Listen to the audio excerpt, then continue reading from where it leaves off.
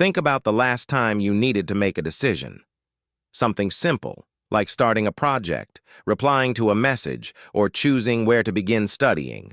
You probably sat there for a moment, and then another. And before you knew it, time passed. But no action happened.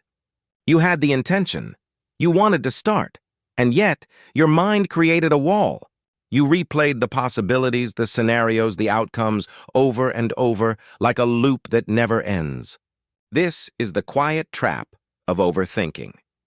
It feels like you're preparing. It feels like you're being responsible, cautious, thoughtful. But what's actually happening is avoidance, disguised as analysis. I know this pattern very well. I've spent entire evenings planning to start something important, while doing nothing at all. So if this is you, you're not lazy. You're overwhelmed. But here's the good news. In this video, we're going to break that cycle. I'll share 4 simple science-backed techniques that help you move from thought to decision to action, even when your mind tries to pull you back. No hype, no just be disciplined advice. Just small psychological shifts that actually work in real life. Let's begin. Name the loop instead of fighting it. There's a reason overthinking feels heavy. Your brain is trying to protect you from making a wrong choice. This is called error avoidance bias. Your brain believes doing nothing is safer than doing something that might go wrong. So the first step isn't to fight the overthinking. It's to recognize when you're in the loop. A simple phrase works here. I am in the thinking loop, not the doing loop. Say it quietly to yourself when you notice you're cycling. It sounds almost too simple. But labeling thoughts is a powerful cognitive technique called meta-awareness. When you label the loop, you create distance. You move from being in it to observing it, like stepping out of a spinning room and realizing the floor is steady again. No action required yet, just awareness. This is the reset moment. 2. Reduce the decision to its smallest, most physical form. Once you recognize the loop, don't try to solve everything at once. That's the mistake. Your brain is overwhelmed because it's trying to calculate a future outcome. So instead, we shift from thought to physical motion. Here's the rule. Make the first step stupidly small and purely physical. Not study chapter 4. Just open the book. Not work out for 30 minutes. Just put on your shoes.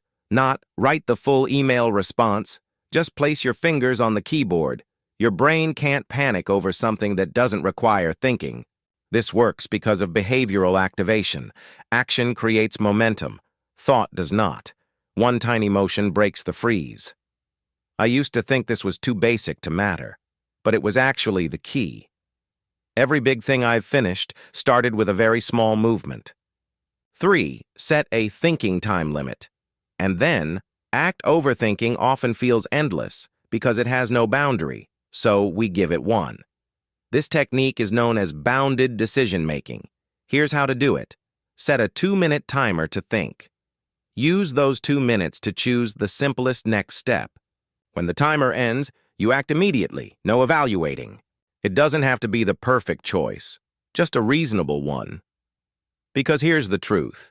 You only learn the right path by walking, not by thinking about the road. Taking action gives feedback.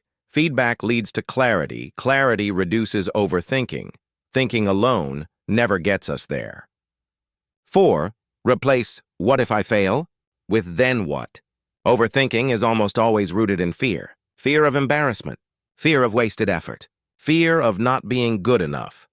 But cognitive behavioral science shows that fear loses power when you follow it to the end instead of avoiding it. So try this. When you catch yourself thinking, "What if I mess this up?" Ask, "Then what happens?" Say it calmly, not as a challenge, but as curiosity. Most of the time, the answer is something like, "I'll adjust. I'll try again. I'll figure it out. I'll be okay." Your brain realizes the fear is not as catastrophic as it pretended to be. And when your fear becomes smaller, action becomes easier. Common mistake to avoid. Many people try to stop overthinking by trying to think their way out of it. But thinking is not the problem. It's the lack of movement. Don't wait until you feel confident. Don't wait until it all makes sense. Confidence doesn't come first. Clarity doesn't come first. Action comes first. The others follow. always in that order. Let's recap. Name the loop. Make the first step physical and tiny. Use a short thinking deadline. Ask then what to shrink fear. Small steps. Repeated daily. Change everything. You don't need to fix everything at once. You only need to start, even if it's tiny, even if it's unsure, even if it's slow, because slow progress is still progress.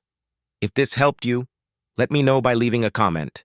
Tell me which step you're going to try today.